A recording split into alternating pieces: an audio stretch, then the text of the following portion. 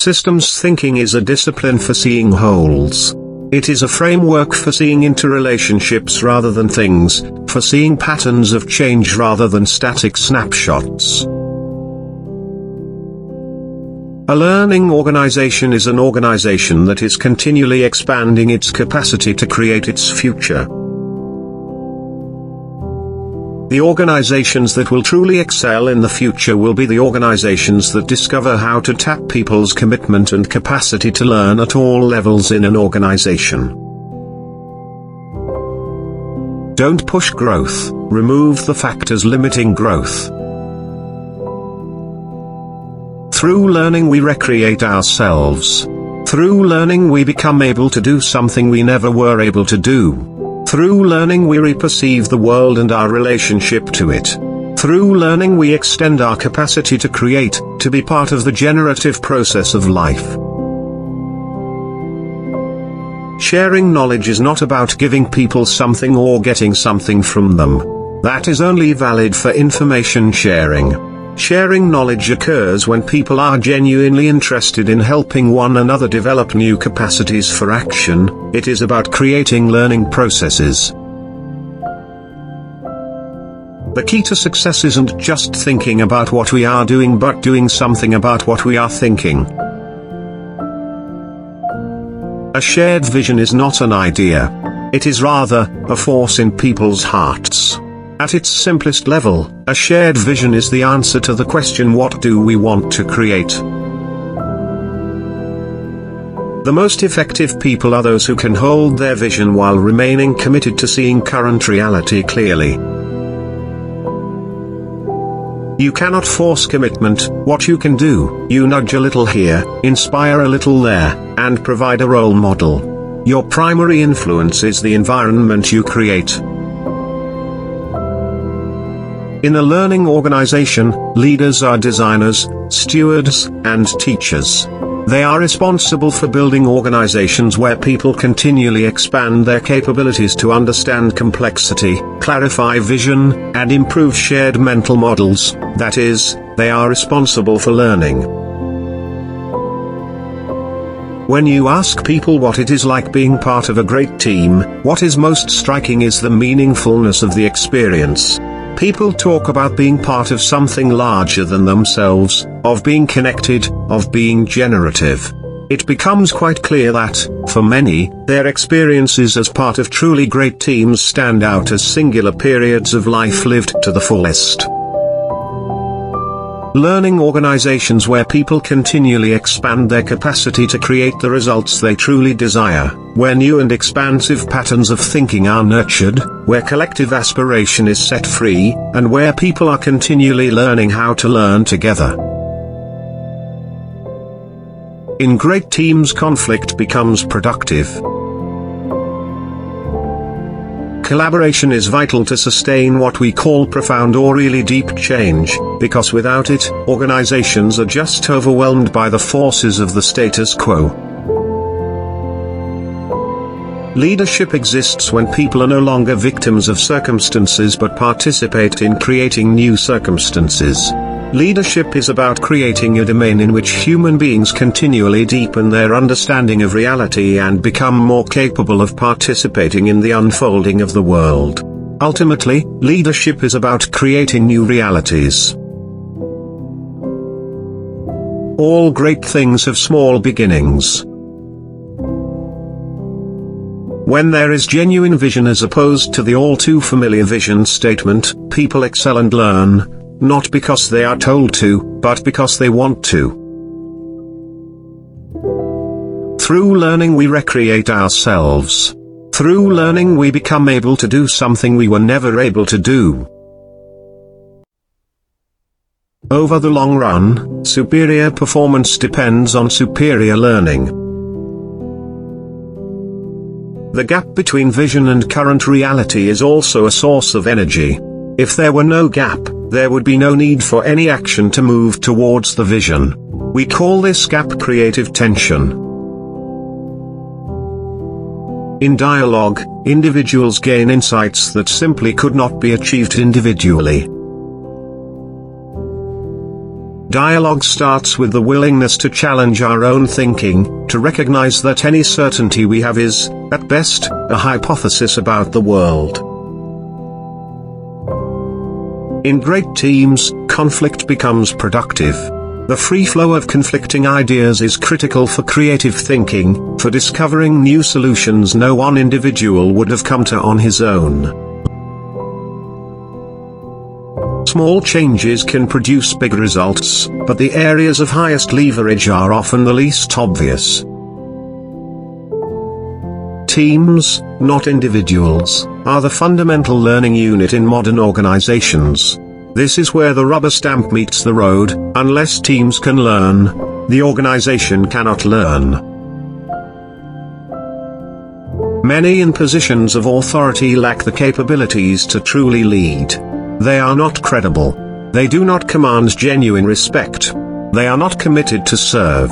They are not continually learning and growing. They are not wise. The further human society drifts away from nature, the less we understand interdependence. Most leadership strategies are doomed to failure from the outset. As people have been noting for years, the majority of strategic initiatives that are driven from the top are marginally effective, at best. Trusting people to be creative and constructive when given more freedom does not imply an overly optimistic belief in the perfectibility of human nature. It is, rather, belief that the inevitable errors and sins of the human condition are far better overcome by individuals working together in an environment of trust and freedom and mutual respect than by individuals working under a multitude of rules, regulations, and restraints imposed upon them by another group of imperfect individuals. We need to be the authors of our own life. Leadership is about creating new realities. Knowledge is constructed, not transferred. Learning to see the structures within which we operate begins a process of freeing ourselves from previously unseen forces and ultimately mastering the ability to work with them and change them. Learning is all about connections, and through our connections with unique people we are able to gain a true understanding of the world around us. An accurate, insightful view of current reality is as important as a clear vision. We learn together in teams. This involves a shift from a spirit of advocacy to a spirit of inquiry. The discipline of personal mastery starts with clarifying the things that really matter to us, and living our lives in the service of our highest aspirations. Courage is simply doing whatever is needed in pursuit of the vision. To listen fully means to pay close attention to what is being said beneath the words.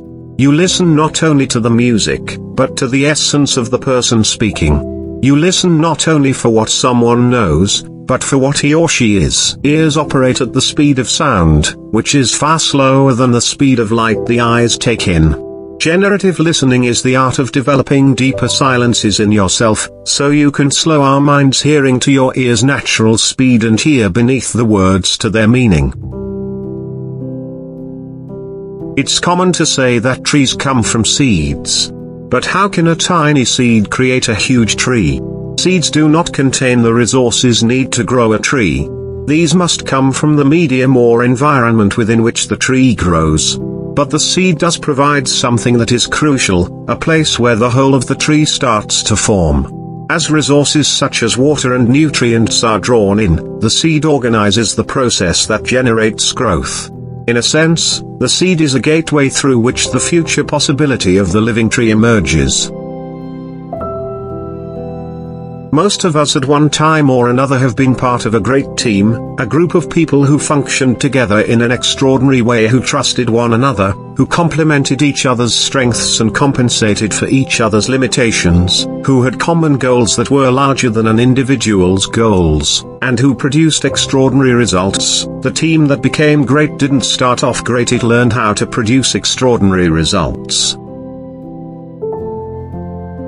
Mental models are deeply ingrained assumptions, generalizations, or even pictures of images that influence how we understand the world and how we take action. I often say that leadership is deeply personal and inherently collective. That's a paradox that effective leaders have to embrace.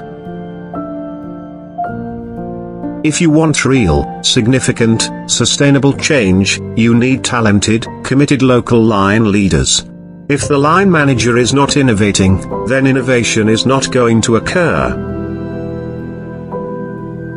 When all is said and done, the only change that will make a difference is the transformation of the human heart. Like a pane of glass framing and subtly distorting our vision, mental models determine what we see.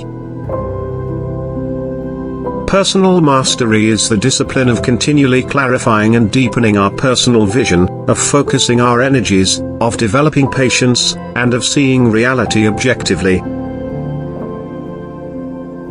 When teams are truly learning, not only are they producing extraordinary results, but the individual members are growing more rapidly than could have occurred otherwise.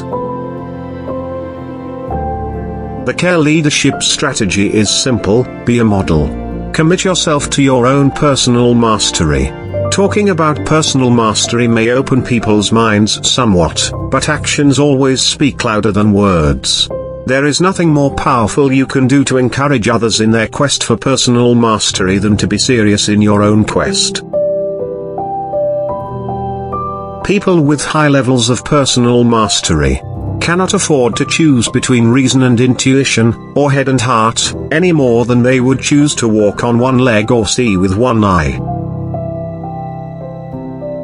When placed in the same system, people, however different, tend to produce similar results. Structures of which we are unaware hold us prisoner. Business and human endeavors are systems. We tend to focus on snapshots of isolated parts of the system, and wonder why our deepest problems never get solved. Which quote did you like the most? Share your opinion in the comments below. Subscribe and don't miss out the chance to see the next video.